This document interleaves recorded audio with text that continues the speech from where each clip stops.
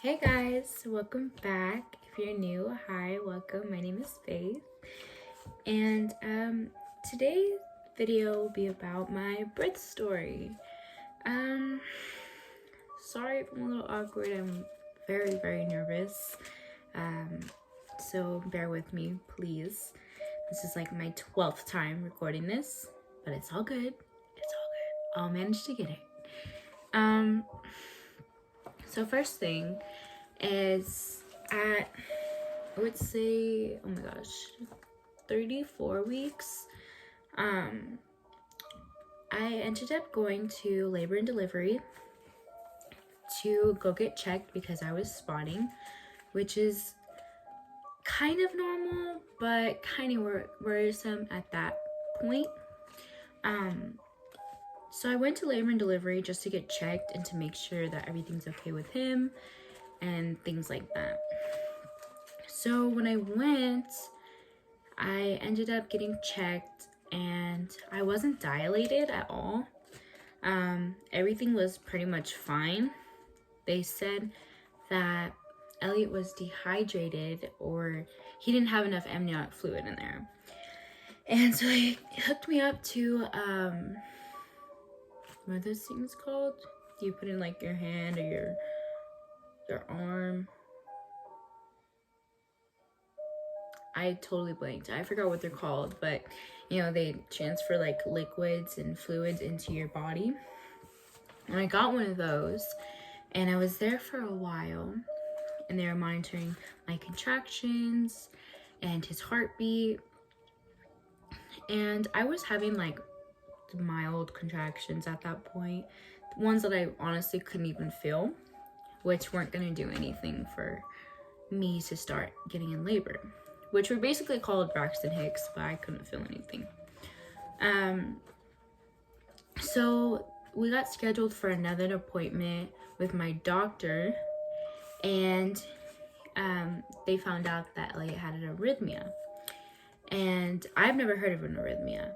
That was my first time. And what it is where the heart beats at different pulses. Like it can go from, like, his regular heartbeat was 150 and it would go from 150 to 120 and then back up to like 160, 180, back down. It would keep doing that over and over, like all the time. And so I was getting monitored for that, and they call that stress test. And so you're sitting there and you're hooked up to a little thing that's on your belly that monitors their heart. So I had to do that twice a week, once or twice a week until he was born. So they told me that when he would be born, it would go away. That's most likely what would happen. And that he was fine, he was okay, you know, it's normal. And at that point, we're just waiting for him to make his appearance. Like, everything's good, he's developed good, you know, he's healthy, everything. He was all good. At around 34 weeks, I'm gonna say 34 weeks. Sorry, he's waking up. At around 34 weeks, I decided, you know, pregnancy is too long. 9 months is too long, okay? I'm done. I decided to do some natural remedies on how to speed up labor and how to make labor come. So I started with walking, and I would walk around my whole block, and I still wasn't getting hard contractions, which the harder the contractions, the more you're likely to dilate, and the faster too, I'm pretty sure. So I'm walking around my block, and I'm still barely getting any contractions every once in a while, but they were slim and small, you know. And so I started going up and down my stairs. Sorry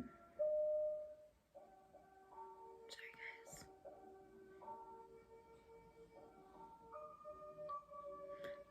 Let me go get him. I'll be right back.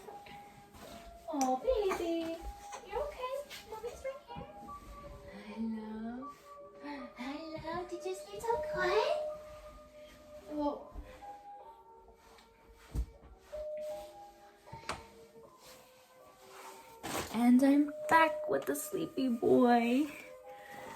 Where was I? Look, say hi, guys. Oh, you're so sleepy. He's so sleepy. Where was I? So I was doing everything to speed it up. I started going up and down my stairs. I started looking at natural remedies, which I found, what is it called? I started drinking red raspberry leaf tea, and that stuff is gross because I hate tea. So I started drinking that like twice a day. I was drinking it a lot. I would do the ball exercises. I was inserting primrose soft gels in my cooter, and that's supposed to soften your cervix, pretty sure. And that wasn't working. Nothing was happening. I started eating multiple pineapples a day.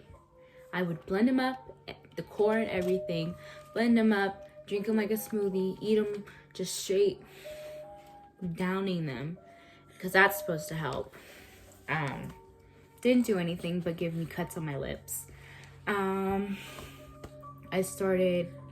We tried sex. We tried spicy foods. Nothing was working. Nothing was making my body go into labor, or at least have contractions. Oh, you good? His farting. It stinks. So I started looking up like more ways. I was looking. I went on Pinterest and I found this thing called the Midwife's Brew. And at this point, I'm 37 weeks, about to be 38 or 36. I don't remember. And so I found this thing called Midwife's Brew, and it has almond butter, if I can remember, almond butter. Is it peach nectar? Something like that. Castor oil, and I think and some tea. It's a certain type of tea. And it was so nasty. I had to blend it together, and it was so gross. And I had just downed it. At this point, it was like 6 p.m. when I was 37 weeks, I'm pretty sure. And I take it not thinking that it's gonna work, because online it says it's supposed to make you go into labor within 24 hours of taking it. I didn't believe anything. I did not believe that was gonna happen. And little did I know. Get my toy. Little did I know. The next morning, I wake up, and me and my baby daddy, my boy on my end, we were in bed just chilling, and all of a sudden, like, I feel like a little bit of liquid on like my chonies or on the blanket. And me and Moses, which is my baby dad, we're smelling it, and we're like, this doesn't smell like pee. Like, what could it be? And we're thinking, it can't be my water, because it would be a lot. So we're like, okay, I'm gonna go to the bathroom real quick. I go to the bathroom, and when I wipe, there's like light pink on the toilet paper. And obviously it's a little bit of blood. So I'm like, oh no, it's more than I've had my whole pregnancy. So I go to get up and go tell my mom, and all of a sudden a gush just happens, and it's trickling down my legs, and I'm like, oh my god, oh my gosh, this is it. I was there, but I was also thinking, okay, maybe I'm just peeing as well, because sometimes, but it feels completely different from peeing. You'll obviously be able to tell if you're peeing or your water broke. But there was just so many emotions that I was like, I don't know. I don't want to jinx it. I don't know. So I run to my mom's room, or basically waddle to my mom's room, and I'm like crying. I'm like, Mom, there's blood, and there's like a trickle, and I don't know if I'm just peeing. And another gush happens. And I'm like, oh my God, it's really happening. So we're like, okay, let's get our stuff. Let's get the stuff. And I had nothing packed. I don't know why. I just thought, I could go in labor, but I'm not going to pack anything. That just goes to show I had no faith in this remedy at all. So I run in, and everybody's kind of freaking out, and we're all like, oh my God, like excited but scared at the same time. And I go, and I literally, all I take is an extra pair of clothes, which is like some pajamas. And I didn't take a diaper bag. I didn't take my toothbrush. I didn't take a pillow, a blanket, nothing like that. You're so cute. And we left. And we go, and I'm sitting on a towel, and I can just feel it all. It's just a non-stop flow of liquid and fluid coming out. And we're on the way to the hospital. Hi, babies. Hi. On the way to the hospital, I'm having like very few contractions. They're a lot harder than I had before, but it was only like a little bit of them. But it was that's gonna make me sound contradicting, but it was every 3 minutes I would have one, but they weren't super strong. And so we go, and they check me in. They take me to this room, and I put on a gown and everything, and they come in, and they have to check with these strips to see if it really is the fluid or something else, And right away she knew. Oh, it's her water broke. It's obvious. And so we go and get switched to my labor room, where I'm gonna have him. And they go and they check me, and I'm at like a tight one, if that. Very, very tight one. So they advised me to walk around to try to see if that will help my cervix kind of, and help me get contractions. And nothing really was changing. I had walked probably for like an hour or two. Sorry, this shirt's really bothering me. An hour or two, and there was nothing. And so they give me something. I'm sorry, guys. I'm so uneducated, and I didn't ask a lot of questions because I was nervous. But they gave me something that would help with contractions, would help bring contractions, so it would make my cervix soften and help me dilate. And that was the first dose. And I had to walk more and more, and the contractions were getting stronger and stronger, but not strong enough because I was barely dilating. So they gave me some stronger stuff, and that, oh my gosh, that made my contractions so much worse. And at this point, I think I'm at like a 4, because I've been walking like nonstop. It's pretty much the evening time, basically nighttime almost. And I'm walking, the contractions are so much worse. I keep walking, and they give me more stuff or a higher dosage. I don't really remember. Are you going poop? Are you going poop? Oh, Lord. He's going poop. But, they gave me more stuff to make it, stronger stuff to help hurry up the process. And, they kept checking me. I don't even know how often, to be honest. They kept checking me to see how much I had dilated. And at this point, I think I was at like a 6, and my contractions started to become unbearable. I was in bed just crying, and the walking, I had to like stop and hold the wall. And that's how bad it was. It was getting to that point.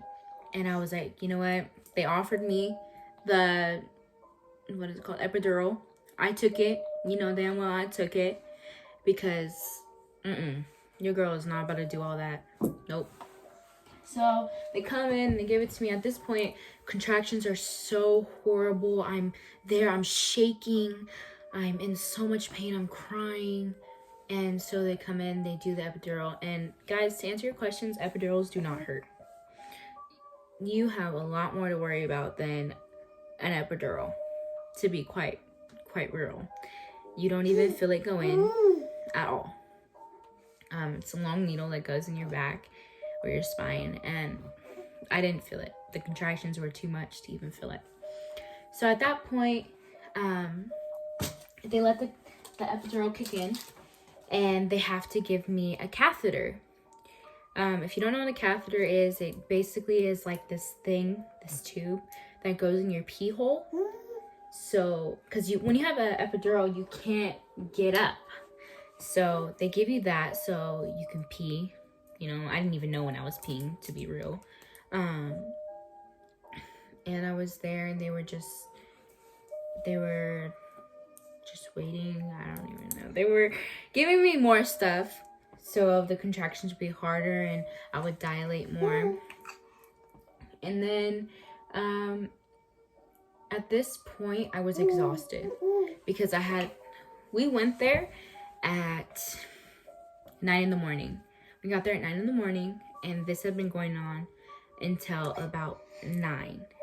And I'm like, I'm not even 9. I actually think it was like 10 or 11, and I'm still in pain, and they give me something because I'm exhausted. I'm in pain. It's horrible. And everybody has it different. You know, everybody experiences it different. But where I felt most contractions were in my hips. Oh, I kid you not. That was the worst part. That's why it was so horrible, was because it was in my hips. And so they gave me this drug that is supposed to help me calm down. And what does it do?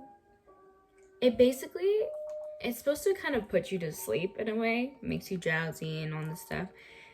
But for me, it was so weird because I had it and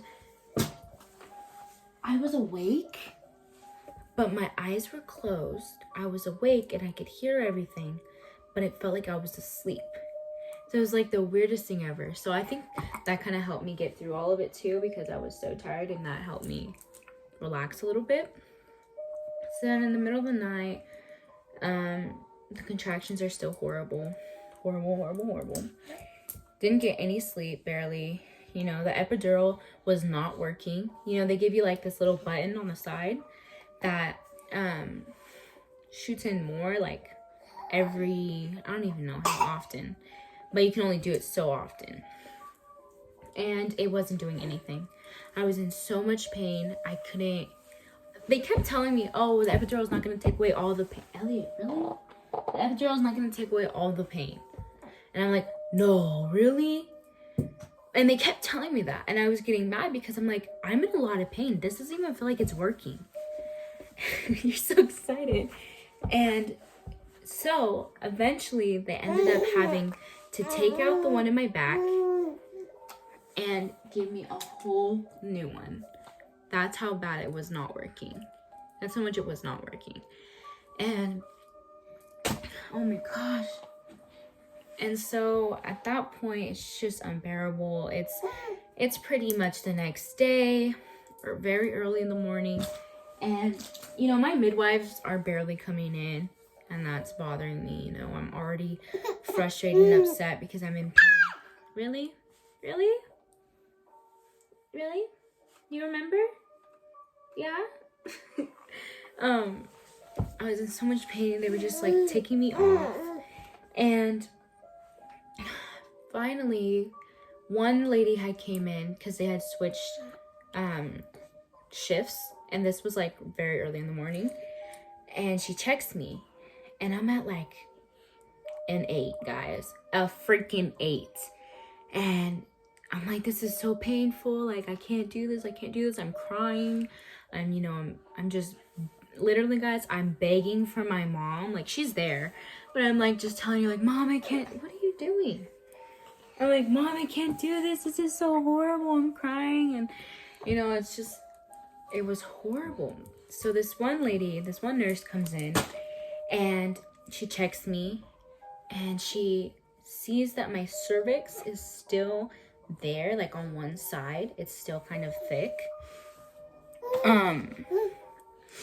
And she basically tells me, do you want to try and push? And I'm like, yeah, anything is better than this, you know? And she pulls the cervix to the side and she kind of has her fingers in there, just this is so descriptive, but in there just like this, like spreading it open, and I'm pushing. And that, honestly, that was the best relief I had, was when I was pushing. So I'm pushing this whole time. I probably was pushing for about an hour, and I started getting very exhausted. I was extremely exhausted at that point. So I told him, like, I'm just tired, like I need a break. And so finally I'm able to, you know, get a little nap in. And at this point it's like I don't even know what time, but maybe like 8 or 9 or 10. But so I'm there and I'm able to take a nap. Before then I was pushing for probably like about 2 hours, hour and a half. And you know, they realized, I forgot to put this in, but they realized that his head was stuck in my pelvis. It was just stuck there. It was taking so long for him to get out. I was too, I guess, compacted, I don't know. And so he was just there while I'm taking a nap. You know, he's in my pelvis and I can feel it. I can feel him. But so I take a break to take a nap. And I wake up and I have this sudden urge to push. When they say, what? When they say that when you feel like you have to push, you feel like you have to push. It literally felt like the biggest crap. Like I was about to take the biggest crap of my life. I couldn't feel anything in my hoo-ha, but I could really feel it in my booty hole the whole time. And honestly, I think that's worse, because you just feel like all this pressure on your booty. And it feels like you're gonna take a massive deuce, and it's horrible. But so I'm like, I need to push. And at this point, the one time my mom exits the room to go see my family who's in the waiting room and to go to the restroom. And before my mom can even go to the restroom, my boyfriend's running out and he's like, she's about to push and all this stuff. And I kid you guys not, the nurses were taking so long. They were taking their sweet time to get things ready. And maybe it was just because I was in a lot of pain and I was done and I just wanted to push, which that was probably it. But it felt so long, and I'm telling them, like, why are you guys taking so long? I'm sorry for being mean, but why are you guys taking so long? You have to take your sweet time. You know, I have to push, and finally I'm able to push. And I probably was pushing for about another hour or so. Not an hour. Let's not. Previously, I'd pushed for about an hour and a half. 2 hours and a half. And this time, it would be like 30 minutes that I was pushing to get him out. Fully. Maybe 45 minutes. In a total, I pushed for 3 hours. Yeah, it was horrible. I was in labor for 26 hours. And 3 hours I was pushing. And that was horrible. And that is all my fault because I rushed it instead of just waiting. Yeah, that's my birth story. And at 11 something, Elliot was born, a big old baby. Look at it. Why are you being shy? A big old baby named Elliot was born, and yeah, This is gonna be like a recovery video as well, like how I recovered after having him. But this video was already too long, so I think I might just make another video of how my body recovered and how that went. So yeah, that's my birth story. It was very traumatizing, and I'm sure I left out a lot because I can't remember a lot of it because I was so traumatized, realistically. But yeah, guys, I hope you like this video and expect some more for today, some more videos. Yeah, thank you for watching, and if you liked, Elliot, relax. If you liked, please subscribe and give it a thumbs up. Comment your thoughts. As always, my Instagram will be in the description below. Bye, guys.